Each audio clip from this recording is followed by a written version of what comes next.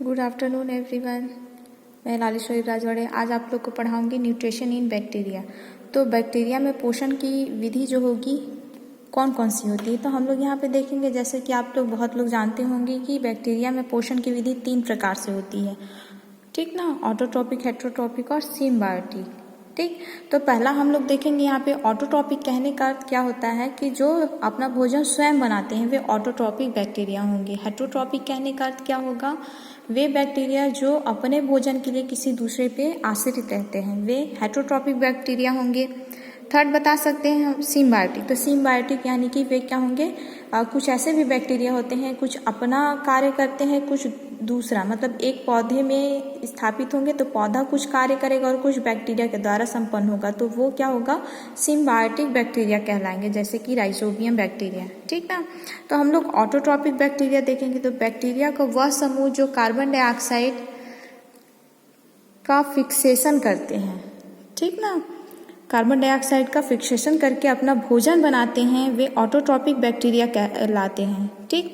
अब देखेंगे autotrophic bacteria जो होंगे 2 प्रकार के होते हैं, एक होता है फोटोसिंथेटिक बैक्टीरिया और सेकंड है कीमोसिंथेटिक बैक्टीरिया। तो पहला देखेंगे ऑटोट्रॉपिक फोटोसिंथेटिक बैक्टीरिया क्या है। तो ये वे बैक्टीरिया है जो भोज्य पदार्थों के संश्लेषण के लिए क्या करते हैं, सूर्य के ऊर्जा का ठीक उपयोग करते हैं और एक विशेष प्रकार के पिगमेंट के द्वारा अवशोषित की जाती है। सूर्य के प्रकाश को क्या करते हैं, वे एक विशेष पिगमेंट के द्वारा अवशोषित कर ली जाती है तथा उसे क्या करते हैं, अवशोषित करने के पश्चात उसको भोज्य पदार्थों में कन्वर्ट कर लेते हैं। तो यहाँ पे बताया गया है, पहला है उसी में ग्रीन सल्फर बैक्टीरिया। तो इनमें रासायनिक रूप से क्लोरोफिल के अत्यधिक समान विशेष प्रकार का हरा पिगमेंट जैसे कि बैक्टीरियोविरिडिन या क्लोरोबियम क्लोरोफिल पाया जाता है। जैसे कि हरे बैक्टीरिया का कैरोटीनॉइड पिगमेंट जो होगा वे पीले रंग का होता है। हरे बैक्टीरिया का जो कैरोटीनॉइड पिगमेंट होगा वो पीले रंग का होता है, हरे रंग को नहीं ढक पाता है, जिस कारण से ये हरे रंग का दिखाई देता है। एग्जाम्पल के तौर पे क्लोरोबियम या क्लोरोस्यूडोमोनास। सेकंड देखेंगे पर्पल सल्फर बैक्टीरिया। तो पर्पल सल्फर बैक्टीरिया, इनमें एक विशेष प्रकार का पिगमेंट पाया जाता है जो केमिकल रूप से, ठीक ना, रासायनिक रूप से क्लोरोफिल से क्या होते हैं, भिन्न होते हैं। इसे बैक्टीरियो क्लोरोफिल कहा जाता है। उनमें जो पिगमेंट विशेष प्रकार का पाया जाता है रासायनिक रूप से उसे बैक्टीरियो क्लोरोफिल कहा जाता है। इन बैक्टीरियो का बैंगनी रंग अतिरिक्त रूप से क्या होते हैं, पीले या लाल रंग के कैरोटीनॉइड पिगमेंट पाए जाते हैं, जिसके कारण से ये क्या होंगे, पर्पल सल्फर बैक्टीरिया या पर्पल कलर के दिखाई देते हैं। एग्जाम्पल के तौर पे क्रोमेशियम में देख सकते हैं। थर्ड देखेंगे पर्पल नॉन सल्फर बैक्टीरिया। तो ये अल्कोहल या इनऑर्गेनिक की उपस्थिति का क्या करते हैं, कार्बन डाइऑक्साइड का अपचयन करेंगे। किसकी उपस्थिति में, अल्कोहल या कार्बनिक अम्ल की उपस्थिति में कार्बन डाइऑक्साइड का यहाँ पे अपचयन यानी कि रिडक्शन की क्रिया करेंगे। एग्जाम्पल के तौर पे रोडोस्पाइरिलियम या रोडोमाइक्रोबियम, ये पर्पल नॉन सल्फर बैक्टीरिया कहलाते हैं, ठीक ना। उसके बाद देखेंगे हम लोग यहाँ पे कीमो यानी कि क्या होगा यहाँ पे, कीमोसिंथेटिक बैक्टीरिया। तो ये वे बैक्टीरिया हैं जिनमें पिगमेंट का अभाव है, इस कारण ये सूर्य के प्रकाश का उपयोग भोज्य पदार्थों के संश्लेषण में नहीं कर पाते हैं। तो वे क्या करते हैं, आवश्यकता पड़ने के कारण वातावरण से इनऑर्गेनिक जो पदार्थ होंगे जैसे कि नाइट्राइट, फेरस आयरन या H2S का क्या करते हैं, ऑक्सीडेशन करते हैं, जिसके पश्चात वे फिर उनका भक्षण करके क्या करते हैं, पोषण प्राप्त करते हैं। तो इसमें से पहला देखेंगे हम लोग यहाँ पे सल्फर बैक्टीरिया। ये क्या होते हैं, रंगीन बैक्टीरिया हैं जो सल्फर युक्त जल में पाए जाते हैं तथा H2S के ऑक्सीकरण के फलस्वरूप ऊर्जा प्राप्त करते हैं। एग्जाम्पल के तौर पे थायोबैसिलस डीनाइट्रिफिकेशन, ठीक ना। यहाँ पे आयरन बैक्टीरिया, ये बैक्टीरिया फेरस यौगिकों को फेरिक यौगिकों में बदल देते हैं। थर्ड है हाइड्रोजन बैक्टीरिया। तो ये बैक्टीरिया हाइड्रोजन को जल में ऑक्सीकृत कर देते हैं तथा प्राप्त ऊर्जा का उपयोग करते हैं। ये होंगे आपके हाइड्रोजन बैक्टीरिया, ठीक। फोर्थ है मेथेन बैक्टीरिया। वे बैक्टीरिया जो कार्बन डाइऑक्साइड एवं जल की सहायता से मेथेन का निर्माण करते हैं, वे क्या करते हैं, मेथेन बैक्टीरिया कहलाएंगे तथा उत्पन्न ऊर्जा को क्या करते हैं, उपयोग कर लेते हैं। मिथेनोबैक्टीरियम होगा उसमें। फिफ्थ देखेंगे नाइट्रीफाइंग बैक्टीरिया।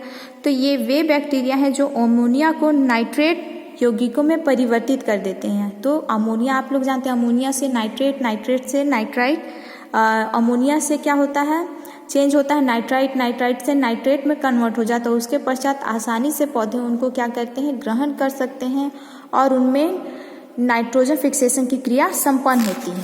ठीक ना। अब इसी में हम लोग देखेंगे हेटरोट्रॉपिक बैक्टीरिया। तो हेटरोट्रॉपिक बैक्टीरिया में आप बता सकते हैं ये बैक्टीरिया जो होंगे अपने भोजन बनाने में असमर्थ नहीं होते हैं, तो भोजन की प्राप्ति के लिए किसी दूसरे बैक्टीरिया पे या किसी दूसरे प्लांट पे ये आश्रित रहते हैं, उन्हें हेटरोट्रॉपिक बैक्टीरिया कहते हैं। ये दो प्रकार के होते हैं, पैरासाइट और यहाँ पे क्या बताया गया है, सेप्रोफाइट। ठीक ना। तो पैरासाइट कहने का अर्थ क्या होगा, ये वे बैक्टीरिया होते हैं जो पूर्ण रूप से किसी दूसरे पे आश्रित रहते हैं। ठीक ना। वे क्या करें, भोज्य पदार्थों को प्राप्त करने के लिए किसी दूसरे पे आश्रित रहते हैं, उन्हें क्या कहते हैं, पैरासाइट बैक्टीरिया कहते हैं। ये दो प्रकार के होते हैं, पैथोजेनिक एवं नॉन पैथोजेनिक। तो नॉन पैथोजेनिक यानी कि अरोगजनक, तो ये वे बैक्टीरिया हैं जो हानि रहित होते हैं, मतलब वे क्या करते हैं, हानि पहुंचाते हैं। एग्जाम्पल के हानि नहीं पहुंचाते हैं, नॉन पैथोजेनिक ना, जैसे कि ई कोलाई बैक्टीरिया जो मनुष्य की आंत में पाई जाती है लेकिन मनुष्य को हानि नहीं पहुंचाती है। ठीक ना। और पैथोजेनिक कहने का अर्थ क्या होगा, वे बैक्टीरिया जो अपने पोषकों में विभिन्न प्रकार के रोग उत्पन्न करते हैं। ठीक ना। अभी अपने पोषकों में जैसे कि डेंगू मच्छर के काटने से मानव में क्या हो जाता है, मलेरिया रोग उत्पन्न हो जाता है। ठीक ना। यहाँ पे बताया गया है बैक्टीरिया का नाम है डिप्लोकोकस न्यूमोनी, जिससे क्या होता है कि मानव में ये फीवर आता है। उसके बाद देखेंगे सैप्रोफिटिक बैक्टीरिया। तो ये वे बैक्टीरिया हैं जो मृत सड़े गले कार्बनिक यौगिकों के अपघटन से प्राप्त ऊर्जा का उपयोग करते हैं, क्या कहलाते हैं, सैप्रोफिटिक बैक्टीरिया। थर्ड देखेंगे सिम्बायोटिक बैक्टीरिया। तो सिम्बायोटिक में क्या बताया गया है कि वे बैक्टीरिया पौधे एवं जंतुओं के साथ इस प्रकार का संबंध स्थापित करते हैं कि दोनों जीव जो होते हैं एक दूसरे से लाभान्वित होते हैं। पौधा और जंतु से बैक्टीरिया जो होंगे इतना क्या करते हैं, संबंध स्थापित करते हैं जिससे क्या हो, उनको भी बेनिफिट मिले, मतलब पोषण प्राप्त कर सकें।